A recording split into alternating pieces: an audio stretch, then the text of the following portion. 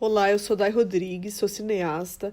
Estive como diretora e também como educadora no filme Para Costurar Folhas Secas. Falo aqui de São Paulo.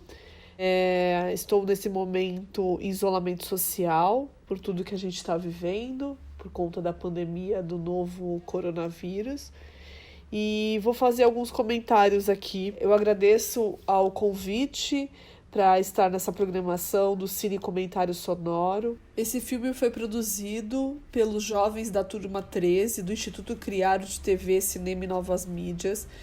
No momento, os jovens estavam passando pelo processo de finalização do curso, que dura 1 ano, e são jovens de várias regiões da cidade de São Paulo. O Instituto, por isso, me convidou para levar um roteiro para adaptar que os jovens produziriam como processo de formação e de finalização do curso. Então eu levo um roteiro, que era um roteiro baseado num conto meu. Na verdade, o roteiro não era meu, mas eu acabei adaptando. Então o texto original chamava Decupagem. O Rubens de Faria, que é um escritor e roteirista da cidade de Santos, ele adaptou para um roteiro chamado Ponto Final, e eu adaptei para esse roteiro chamado Para Costurar Folhas Secas. No início também chamava Ponto Final, mas aí depois a gente foi passando por alguns tratamentos e com a adaptação de personagens do roteiro inicial para esse, que, por exemplo, antes era um casal hétero, e aí ele se torna, nesse caso, um casal de meninas lésbicas, e aí isso tudo para pensar mesmo, porque não fazia mais sentido aquela história heteronormativa, pensando naquele momento de 2017. O filme ele é dedicado a Liane, exatamente a minha companheira hoje, e no momento de produção desse filme a gente tinha se conhecido.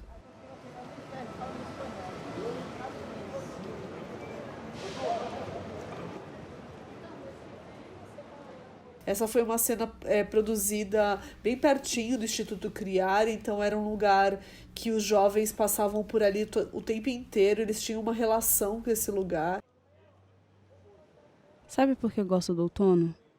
Essa citação da Juliana Gonçalves é uma citação para pensar as mulheres negras no mundo inteiro, não só no Brasil. E eu achei bastante pertinente ao tema que a gente estava direcionando, né?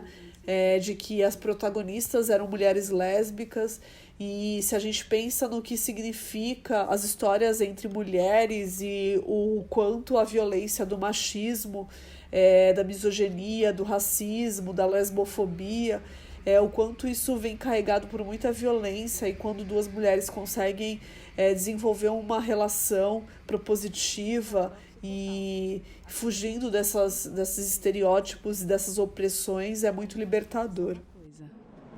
Você é a mulher mais linda que eu já vi. Eu sei disso! E aí, nesse momento, os jovens tentaram gravar várias vezes, mas a gente estava numa região bastante próxima da Cracolândia, então tinha muitas pessoas em situação de rua ou situação de extrema vulnerabilidade, e isso fazia um pouco que criasse uma apreensão, e também bastante carro de polícia, né, da polícia militar, que fica rondando a região. Então foi um momento um pouco tenso, e aí eu penso que as imagens elas refletem um pouco isso. Boa parte dele é feita no centro de São Paulo, 100% dá para dizer, inclusive, porque até as cenas internas elas também são produzidas no centro mesmo, no Bom Retiro. Minhas irmãs, eu quero sentir o chuchu de Raquel Virgínia, o hálito matinal, quero mesmo. Esse é o Theo, que é um ator e é um rapaz trans. Ele é poeta e escritor, e ele fez um texto para Raquel Virgínia, que é a cantora da banda As Bahias e a Cozinha Mineira. Ele faz um texto em alusão todo o tempo a Raquel Virgínia, que é uma mulher trans, e a ideia é confrontar essa questão LGBT, que para mim é como se fosse uma catraca girando. As pessoas tentam encaixar a população LGBT em determinadas categorias, seja biológica, seja emocional. E, na verdade, eu entendo muito mais como um lugar de liberdade. Mostrando o que eu sou. Eu quero a minha pele preta, coladinha na pele preta de Raquel Virgínia. O filme, ele é pensado todo em 2 tipos de tempos, que é o tempo da realidade, de uma narrativa linear, e o tempo do sonho e dos encontros. Então, há uma brincadeira entre esses tempos, que é toda proposital, então há uma mudança de figurino todas as vezes que essas mudanças de tempo acontecem. Isso é bastante, eu acho bastante poético e bonito pensar depois de tanto tempo que ele foi produzido, porque ele faz muito sentido para a ideia que eu tenho de trazer metalinguagem para os meus trabalhos.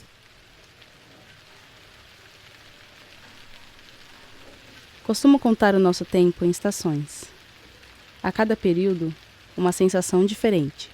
A cada estação, vivendo intensamente. Mas no interior sabendo que não é definitivo.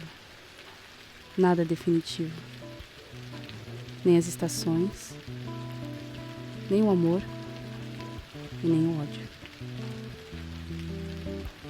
Caso esteja por vir, me reconheça ali, em um domingo de sol,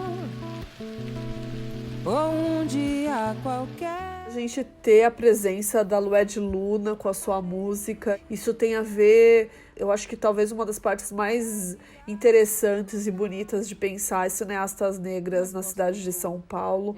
Eu tive a oportunidade, em começo de 2017, de conhecer a Joyce Prado, que ela é uma cineasta também negra, que ela produz os videoclipes da Lued Luna, e foi por isso que a gente teve essa ideia de chamar, e aí a Lued topou, pela amizade mesmo que elas têm, a parceria que elas têm, e foi um presente para todos nós. Por mais que haja melancolia, eu acho que é impossível ser infeliz no outono. E um lápis, um caderno, e a vida dos meus filhos,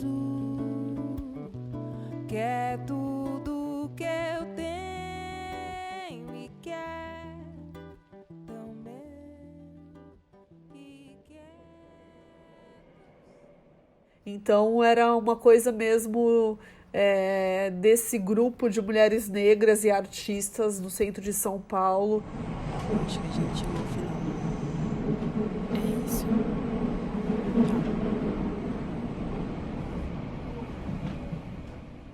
Tentando resistir às dificuldades, mas também do que a gente é capaz de produzir através do nosso trabalho. E nesse momento, eu vejo que não há mais possibilidade para amá-la. O filme, ele imprime exatamente a estrutura que a gente tem de trabalho, o momento e a maturidade que a gente tem de técnica.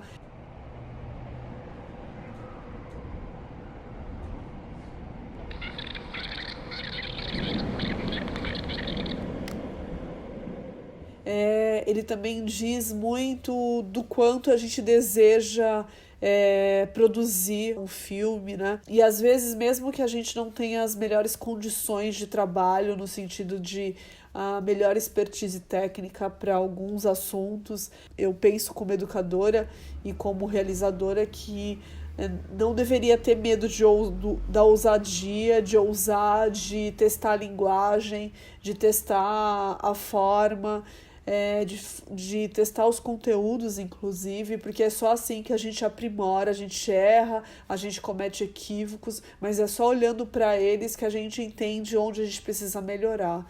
E geralmente as pessoas privilegiadas, elas têm oportunidade de errar até elas chegarem no... Não errar, mas elas têm a possibilidade de experimentar. Para quem pensa em fazer cinema, quem pensa em trabalhar qualquer área, é muito importante pensar que não há por que não tentar, se há possibilidades.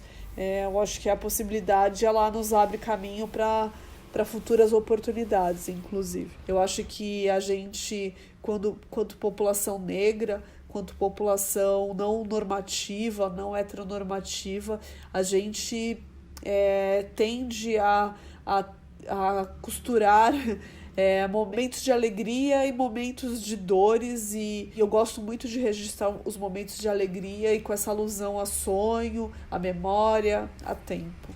Eu acho que é isso. Eu gostaria de agradecer a todos que puderam chegar até o final desse cine comentário sonoro. Gostei muito de participar.